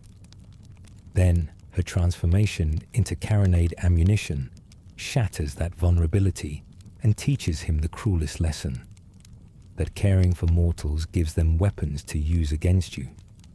Each step follows logically from what came before, creating a character whose villainy, if it can be called that, emerges from comprehensible responses to extreme trauma rather than innate evil. Ryu's journey provides counterpoint through accumulation of evidence that contradicts Fou-Lu's conclusions.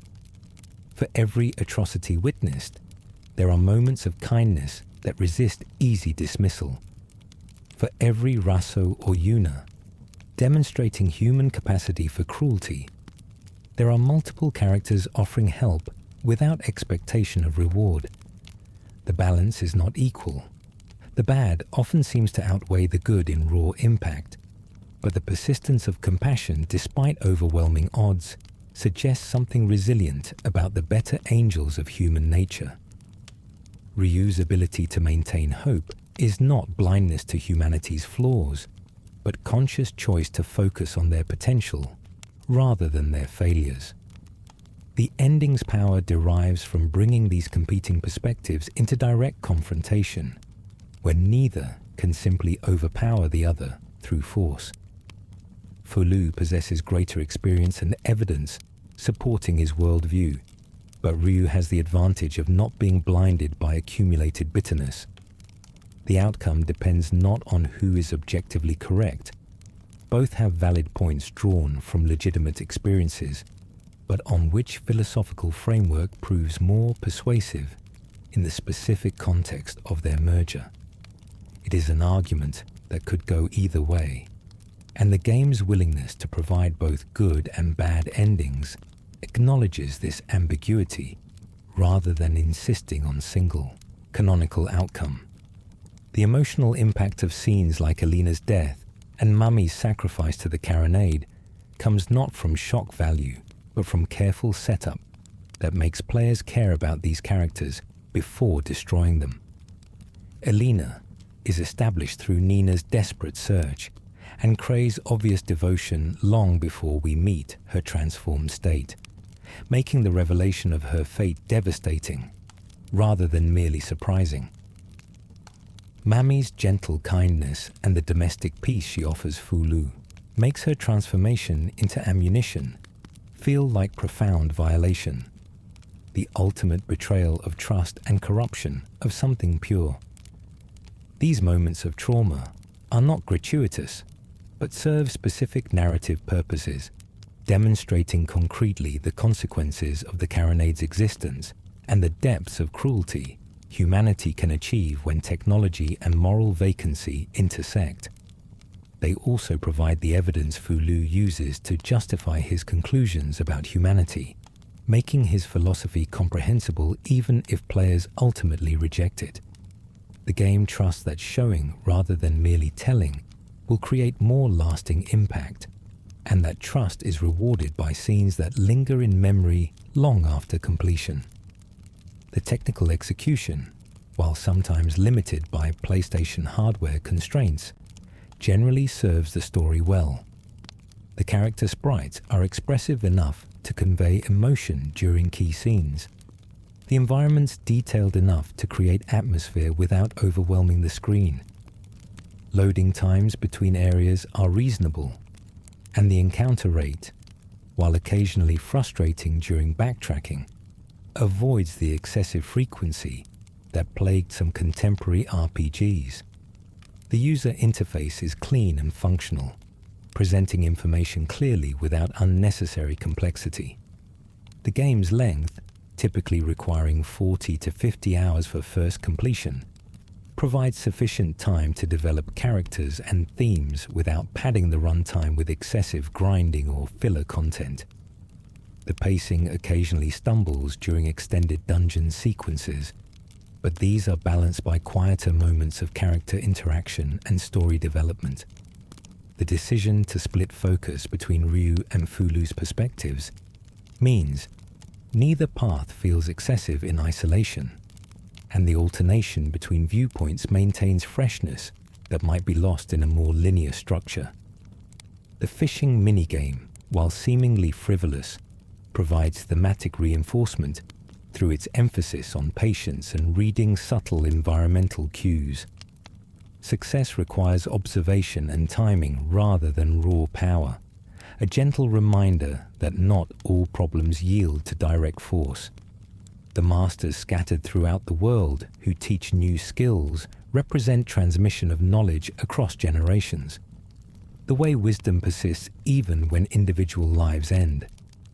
Each master has their own small story, their own reasons for sharing their expertise, creating a web of minor narratives that enrich the world without demanding center stage. The Fairy Village storyline explores prejudice and fear of the other through a lens that parallels the main narrative's themes about humans and endless. The fairies live hidden from humans because previous contact led to exploitation and violence, their magical nature making them targets for those who would use them as resources rather than treating them as people. Their caution around Ryu's party gradually gives way to tentative trust, demonstrating how bridges can be built between different peoples when both sides choose understanding over fear. The resolution of this subplot does not erase centuries of justified wariness, but it suggests that incremental progress toward mutual respect remains possible. The weapon and armor systems, while mechanically straightforward, incorporate world-building details that reinforce the setting's internal consistency. Equipment descriptions reference historical conflicts, mention craftsmen from specific regions, and occasionally allude to magical properties tied to the endless or ancient civilizations. These small touches create texture that makes the world feel cohesive, rather than a collection of disconnected gameplay spaces. The ultimate weapons for each character often come with backstories that connect to their personal arcs, making the acquisition of powerful equipment feel narratively satisfying, rather than merely mechanical upgrade. The monster designs range from conventional fantasy creatures to more surreal creations that suggest the world's magical nature. Hex-corrupted enemies display visual corruption that makes their blighted state immediately apparent.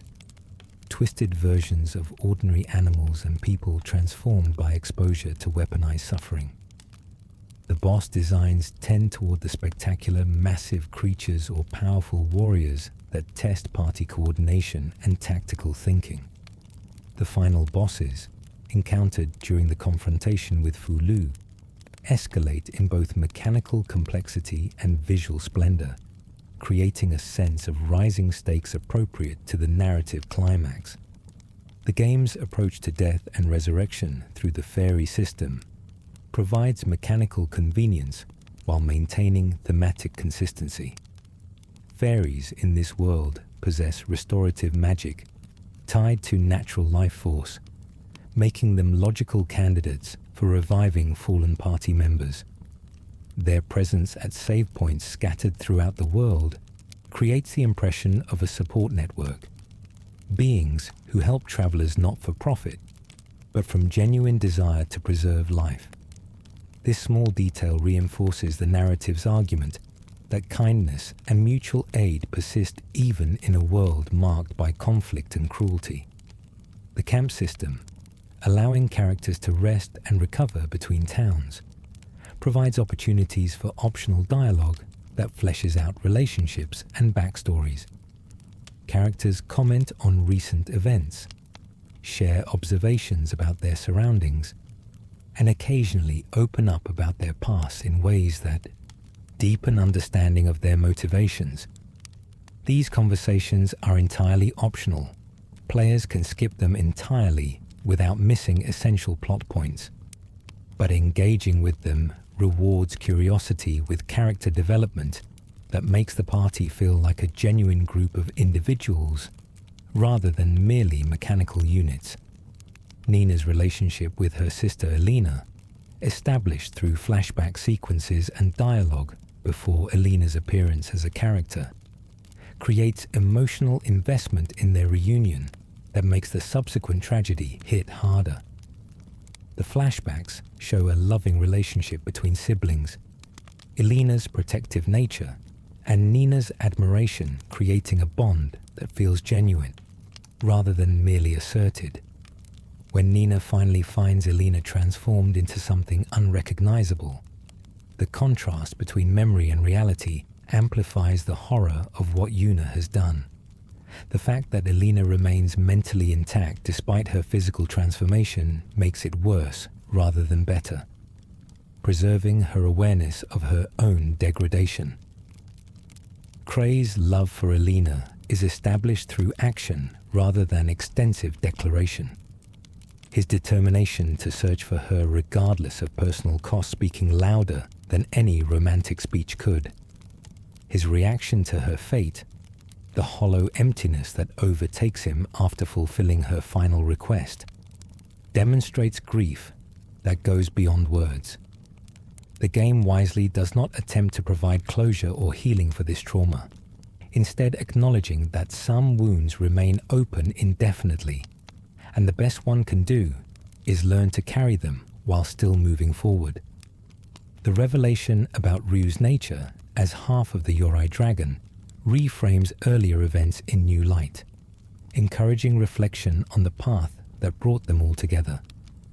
The dragon that attacked Nina's sandflyer at the story's beginning, the circumstances that led Ryu to fall where Nina would find him, all of it takes on new significance when understood through the lens of divine nature and destiny.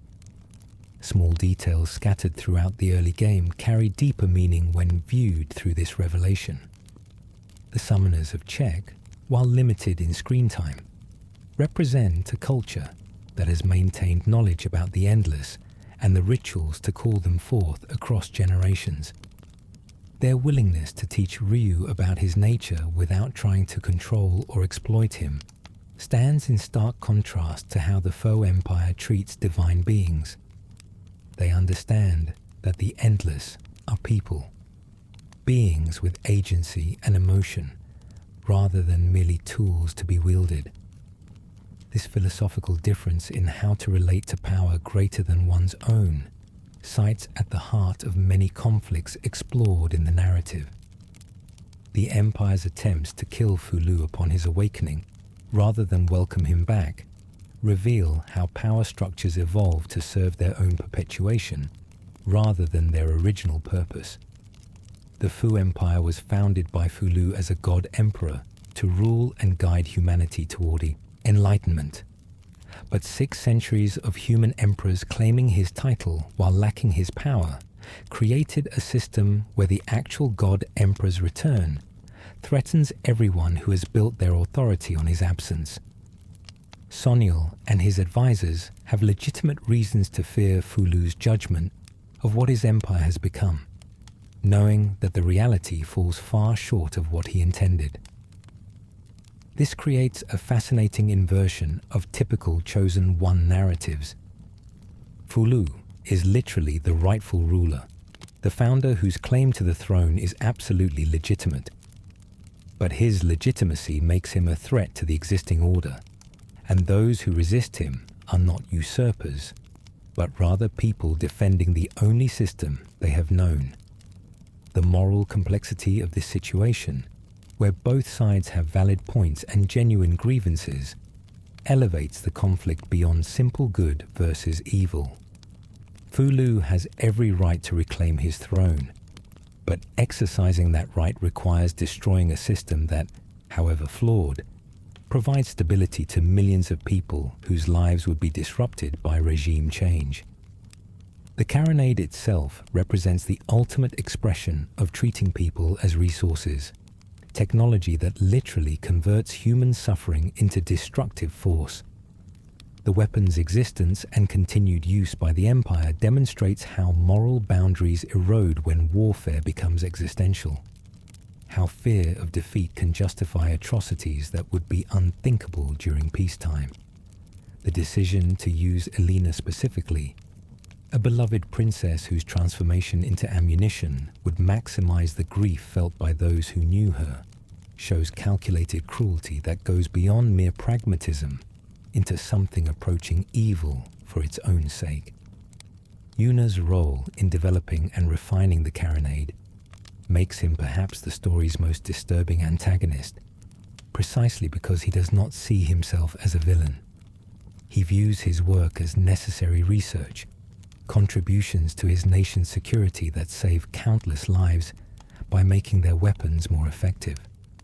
The fact that his research requires torturing innocents and transforming them into living ammunition registers as unfortunate necessity rather than moral catastrophe in his worldview. This disconnect between his self-perception as a scientist and the reality of his crimes as crimes against humanity makes him harder to comprehend than straightforwardly sadistic villains like Rasso. The game's handling of Yuna's fate, allowing him to escape rather than face justice, reflects the reality that architects of atrocity often evade accountability while their victims suffer permanent consequences. It would be emotionally satisfying to see him defeated and punished, but the narrative chooses frustration over catharsis, acknowledging that the real world rarely provides the closure we crave. Yuna's survival with his research intact suggests the possibility that his work could continue, that new versions of the Carronade might emerge, that the cycle of weaponizing suffering might perpetuate itself unless systemic changes address the conditions that make such weapons seem necessary. The Eastern Alliance, while positioned as the protagonist's home nations, is not presented as morally superior to the Fu Empire. They are simply less technologically advanced in weaponry and lack equivalent to the Carronade, not because of superior ethics, but because they have not yet developed such capabilities. The implication that they would likely use similar weapons if they possess them adds moral complexity that prevents the conflict from reducing to simple US versus them thinking. Both sides are capable of atrocity. Both contain individuals of conscience and cruelty in equal measure. And the primary difference is circumstantial rather than fundamental. The dragon transformations available to Ryu throughout the game represent different aspects of his divine nature and the various powers available through dragon crystals he finds on his journey. Ryu automatically gains the aura form early in his adventure, and later the Kaiser form through traumatic awakening. The other forms, Wyvern, Behemoth, Myrmidon, and Mutant, must be discovered by finding their respective dragon crystals hidden throughout the world. Each form has distinct capabilities and costs in terms of the energy required to transform and maintain the shape. The Kaiser form stands apart from others, not just in power, but in what it represents, the loss of control, the subsumption of individual will beneath primal rage. This transformation can only be controlled once Ryu has gained the blessings of all 7 dragon gods through evocation, channeling their power to master the berserk form's overwhelming fury. Nina's ability to calm the Kaiser dragon through emotional connection, rather than physical force, demonstrates a truth the narrative returns to repeatedly: that the most powerful forces can sometimes be reached only through vulnerability and compassion, rather than matching violence with violence. She does not try to contain or defeat the Kaiser. She simply reaches out to the person she believes still exists within the rage. Her faith in Ryu's fundamental nature, despite witnessing him in his most monstrous form, provides the anchor he needs to find his way back to himself. This moment becomes central to their relationship going forward, a shared experience of seeing and being seen at one's worst, and choosing continued connection anyway. The political situation following the game's conclusion varies depending on which ending was achieved, but both present complicated pictures of what comes next. In the good ending, the removal of the endless and destruction of the carronade creates power vacuum and removes weapons that shaped international relations for decades. The nations must figure out how to coexist without divine arbitration or ultimate weapons to enforce peace through mutual terror. This transition will undoubtedly be chaotic and may lead to conflicts that could have been prevented by continued divine oversight. But it also offers opportunity for genuine self-determination rather than peace enforced from outside. In the bad ending, the Yorae Dragon's tyranny creates stability through overwhelming force, preventing wars between nations because all nations are equally subjugated to divine authority. But this stability is stagnant rather than dynamic, preventing not just conflict, but also growth, innovation, and the messy process of societies learning to govern themselves. The dragon has become what it claimed to oppose, a force that treats mortals as children incapable of making their own decisions, imposing its will through power rather than persuasion. This is divine guidance taken to its darkest extreme, protection that becomes indistinguishable from imprisonment. The legacy of the game extends beyond its immediate narrative to influence how subsequent RPGs approach themes of divine power and moral complexity. While not as commercially successful as some of its contemporaries, Breath of Fire 4 earned devoted following among players who appreciated its willingness to engage with difficult questions and resist easy answers. Its influence can be traced through later games that similarly explored the relationship between gods and mortals, power and responsibility, hope and despair. The art direction, overseen by Tatsuya Yoshikawa, created a distinctive visual style that blended traditional fantasy aesthetics with more stylized character designs. The environments range from lush forest to arid deserts to industrial cities, each biome feeling distinct while maintaining cohesive artistic vision. The character designs balance practicality with visual interest, giving each party member's silhouette distinct enough to be immediately recognizable while avoiding the excessive ornamentation that can make designs feel cluttered. Fou-Lu's design especially stands out, his appearance conveying both divinity and humanity, power and vulnerability, in ways that support his narrative role. The animation work, while limited by hardware constraints, makes efficient use of available frames to convey emotion and movement during key scenes. Important story moments often feature full-motion video or enhanced sprite work that distinguishes them from regular gameplay, creating visual punctuation that emphasizes narrative significance. The dragon transformation sequences are particularly impressive, showing Ryu's human form dissolving and reforming into massive divine creatures with enough detail to feel weighty and significant, rather than merely mechanical. The sound design complements the music through ambient effects that bring environments to life and combat sounds that provide satisfying feedback for actions. The hex-contaminated zones are marked not just visually, but aurally, with discordant sounds and unsettling audio cues that create atmosphere of wrongness. Boss battles feature distinct sound profiles that make each encounter feel unique, and the final confrontation with Fou-Lu incorporates audio elements that blend both characters' themes, reinforcing their nature as two halves of a whole.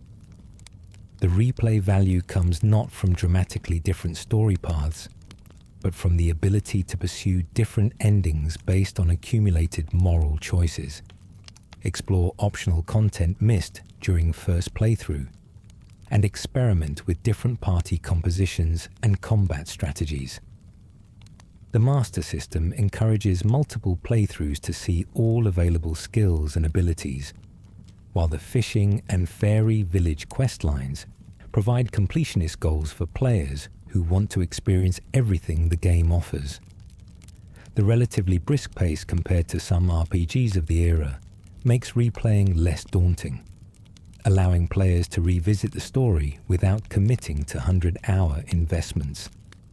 The community that formed around Breath of Fire 4 has maintained its enthusiasm through decades following release, creating fan translations for regions that never received official localization, developing guides and analyses that explore the narrative's thematic depths, and preserving discussion of a game that might otherwise have been forgotten amid the constant churn of new releases.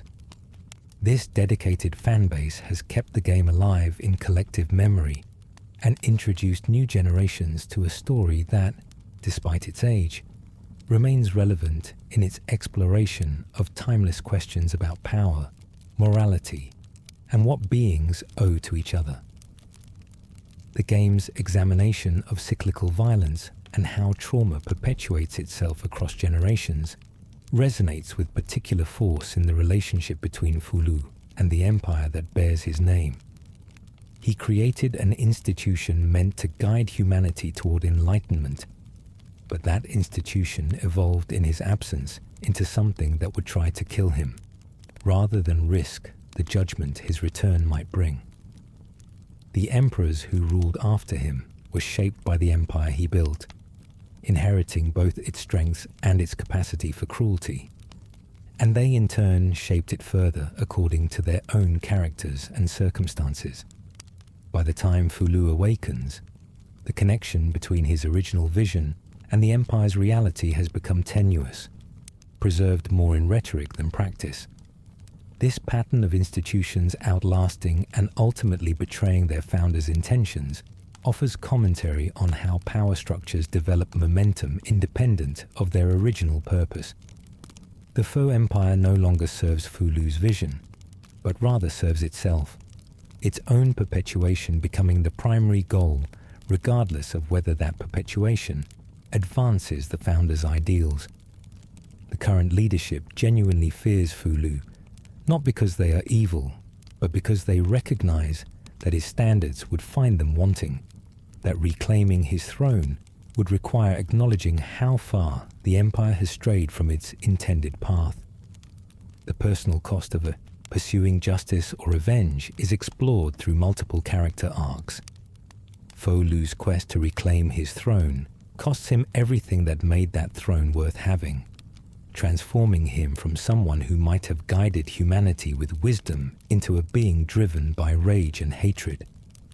Cray's determination to find Alina leads him to her, but also forces him to become her executioner, saving her from continued suffering at the price of his own peace of mind.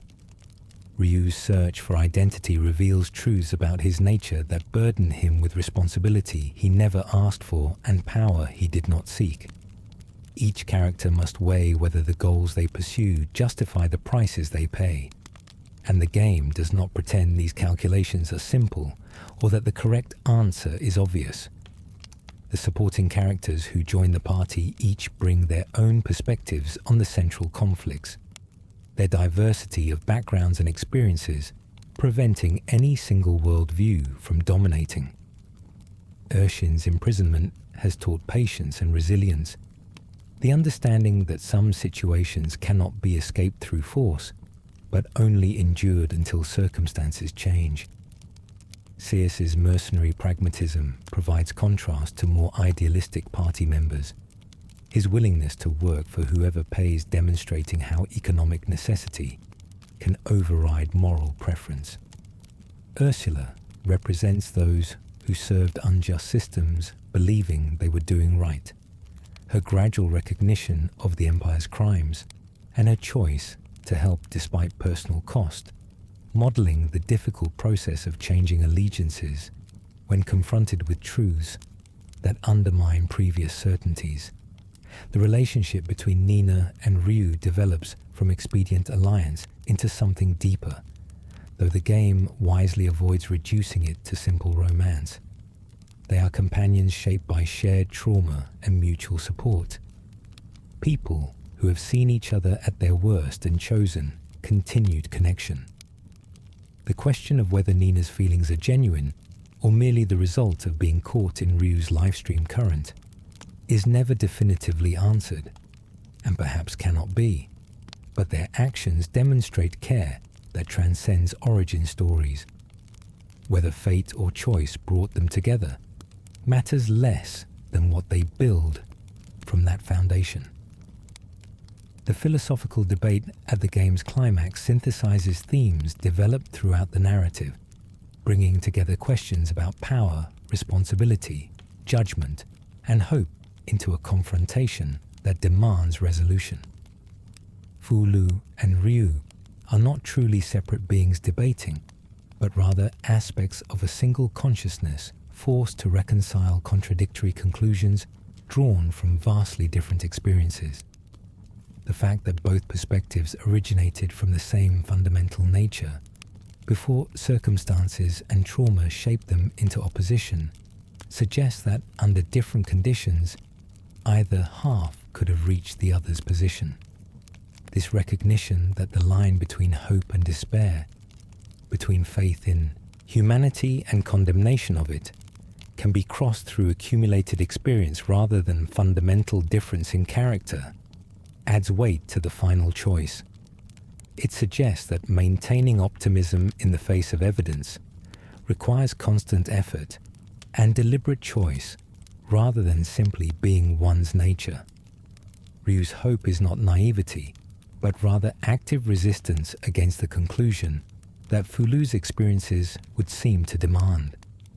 Similarly, Fou-Lu's despair is not weakness, but rather the logical endpoint of taking humanity's crimes seriously and refusing to dismiss them as aberrations. The game's willingness to present both endings as valid, rather than coding one as obviously true and the other as failure state, demonstrates respect for the complexity it has built.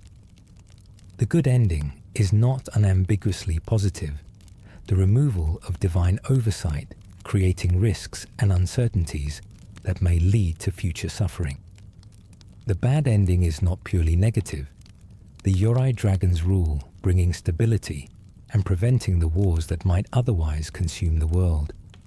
Both futures contain promise and peril in different measures, and the choice between them ultimately comes down to philosophical preference about whether freedom with its attendant risks or safety with its inherent constraints represents the greater good. The environmental themes woven throughout the narrative remain subtly present, rather than overwhelming the personal drama. The Carronade's corruption of the land serves as both practical obstacle and metaphorical representation of how violence poisons everything it touches, leaving scars that persist long after the immediate conflict ends. The eventual healing of these blighted zones in the good ending suggests that damage, while real and lasting, need not be permanent if those responsible for repair commit to the work required.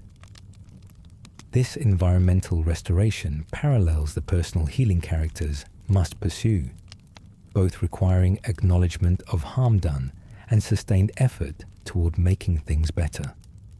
The interrogation of what makes life valuable, whether measured in duration or intensity, power or connection, runs through multiple character arcs. The endless possess immortality and power that mortals can barely comprehend.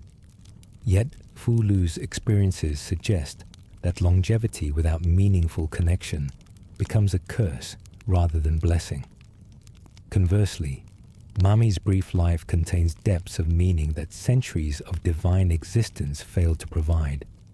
Her kindness toward a stranger offering more value than empires built through force. The game suggests that life's worth cannot be reduced to simple metrics, but instead emerges from the relationships we build and the choices we make regardless of how much time we are given. The recurring motif of bells, associated with Mami and her tragic fate, becomes a symbol of innocence destroyed and kindness punished. When her bells descend from the sky after the carronade consumes her, they represent everything Fou-Lu has lost and everything humanity has taken from him. The delicate sound they make, so easily drowned out by violence and rage, embodies the fragility of gentleness in a world that often rewards cruelty.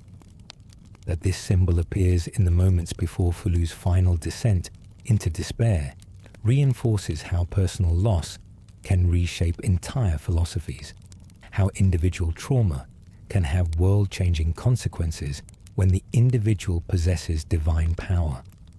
The choice to split the narrative between Ryu and Fou-Lu, rather than maintaining single perspective, allows the game to build genuine tension about the final confrontation. By forcing players to inhabit both viewpoints, to understand both philosophical positions from the inside, it makes the ultimate choice feel consequential rather than predetermined. Neither perspective is presented as obviously correct. Neither character is reduced to simple protagonist or antagonist. They are two halves of the same being, who have been taught contradictory lessons by their experiences, and reconciling those lessons requires acknowledging truth in both while choosing which to emphasize. The supporting cast's reactions to the final confrontation vary based on their individual relationships with Ryu and their understanding of what is at stake.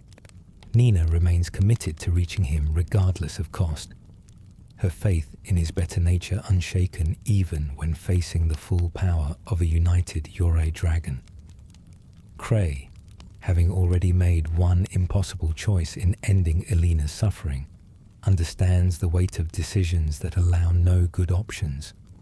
Ershin's long perspective allows her to see patterns that shorter-lived beings miss, recognizing that this confrontation has been building since the moment Fou-Lu was awakened and Ryu fell from the sky. Each character brings their own lens to interpreting events, preventing any single reading from dominating. The final battle, regardless of which ending is pursued, tests everything players have learned throughout the journey. It requires mechanical mastery of combat systems, strategic use of party abilities, and understanding of how different skills interact to create advantages. But it also carries emotional weight that transcends mere mechanical challenge. The knowledge that this confrontation represents culmination of narrative threads woven across dozens of hours. Victory feels earned not just through player skill, but through the journey taken to reach this point, the relationships built, and choices made creating investment that makes success meaningful. The aftermath, however it unfolds, reshapes the world in ways both visible and subtle. The political map will be redrawn. Power structures that relied on divine backing or ultimate weapons must adapt to new realities, and individuals must figure out how to move forward after witnessing events that challenge their fundamental assumptions about the world. The game does not pretend these transitions will be smooth or painless, acknowledging that even positive changes create disruption and uncertainty that some will struggle to navigate. For Nina, the loss of her sister Elena leaves a wound that closure cannot fully heal. Finding her transformed and then helping to end her suffering provided answers to her quest's driving question, but not the reunion she hoped for. She must learn to carry grief while still finding reasons to move forward, building a life that honors Elena's memory without being paralyzed by loss. Her relationship with Ryu, whatever form it takes going forward, bears the mark of shared trauma and mutual support through impossible circumstances. Cray's path forward is perhaps the most uncertain, his purpose fulfilled in the most devastating way possible, and no clear direction emerging to replace it. He killed the woman he loved because she asked him to, sparing her from continued suffering at the cost of his own peace of mind. What does someone do after that? How does one build a life when the defining relationship has ended in mercy killing? The game does not offer easy answers, trusting that the question itself carries sufficient weight without requiring resolution. The other party members disperse to their various homes and obligations, carrying with them the experiences and relationships forged during the journey. Ershin, finally freed from her armor prison in one of the endings, must relearn what it means to exist without the metal shell that has defined her for centuries. Scias returns to the mercenary life with perhaps a slightly more developed conscience about which jobs he accepts. Ursula faces whatever consequences await someone who abandoned her post and helped those her nation considered enemies, knowing she made the right choice regardless of personal cost. The world, at the story's end, regardless of which ending occurred, is fundamentally changed.